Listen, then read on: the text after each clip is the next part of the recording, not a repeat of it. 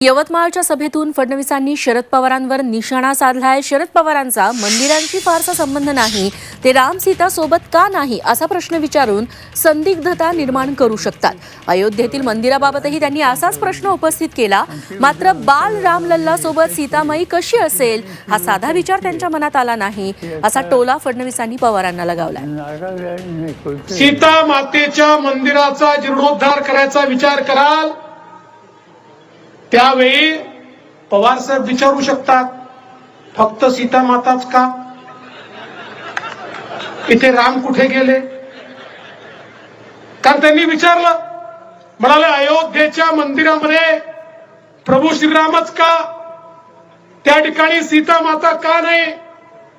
आता पवार साहेबांचा मंदिरांचा काही फार संबंध नाही आहे, त्यामुळे त्यांना माहिती नाही की ते मंदिर रामललाचं म्हणजे बालरामाचं मंदिर आहे। आता बालरामासोबत सीता माता कशा असतील?